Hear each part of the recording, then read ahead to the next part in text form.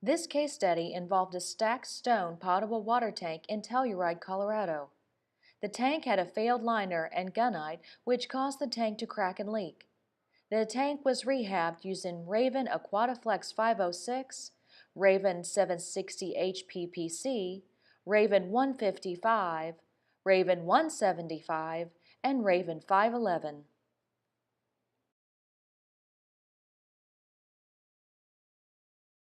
Above the picturesque town of Telluride, Colorado, at roughly 9,250 feet elevation, located about 500 feet up an old dirt crossback mining road, sits two 260,000-gallon potable water tanks. These below-ground concrete water tanks were built between 1920 and 1930 and initially thought the tanks were made of concrete. After the West Tank Rehabilitation Project started, however, it was found that at least the upper 4 feet of the tank was constructed with stacked stone.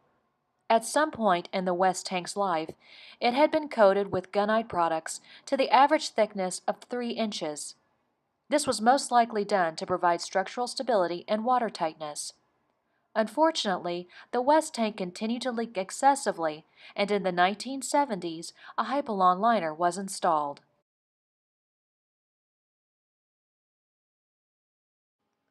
In October 2016, a contract was issued to John LeDuc and Global Linings out of Gunnison, Colorado, to rehabilitate the Western Tank using products manufactured by Raven Lining Systems out of Broken Arrow, Oklahoma. The Hypolon liner worked well for 40-plus years, with only small repairs needed. But the cost of such repairs grew to the point that it was no longer cost-effective to maintain the liner. Also, it was found that more than 2.1 million gallons of water was still being lost annually.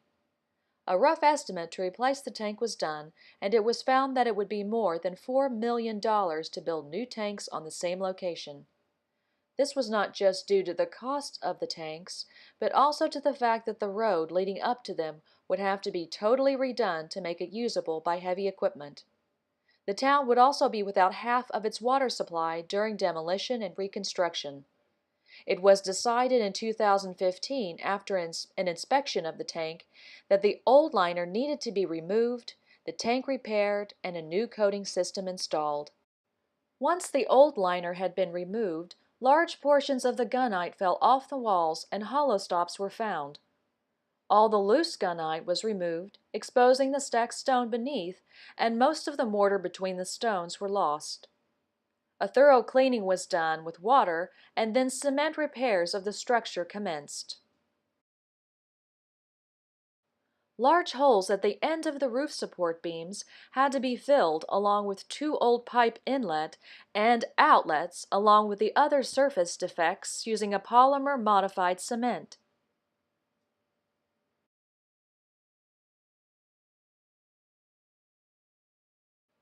Once all the damaged areas had been repaired and the tank was cleaned, a waterborne penetrating epoxy primer was applied in 2 coats to seal and strengthen the repairs and the structure's surface. After the waterborne epoxy primer cured, but within the recoat window, a coat of a 100% solids epoxy primer was applied. This was done to further seal the structure and also provide enhanced adhesion of the first coat of the hybrid polyurethane coating to the substrate. Both the first and second hybrid polyurethane products' rapid cure rates required them to be spray applied using plural component equipment and air purge impingement spray guns. The application of the first hybrid polyurethane coating on the walls provide an adhered watertight liner and acts as an adhesive for Geo-textile fabric that was inlaid into the liner while it was still in the wet tacky state within the curing process. As seen in the photo, the outside of the roof of the tank was also cleaned and prepared and then coated with the same product to seal it from leaking dirty water and debris into the tank, as well as acting as a barrier coating for corrosion prevention. With the walls lined and fabric inlaid, the entire interior of the tank was coated with more than 125 mils of an NSF 61 potable water-approved flexible polyurethane lining. The application is a semi-adhered watertight flexible liner. The second lining product was also applied over the roof support beams and legs to provide a further barrier coat and protect them from corrosion.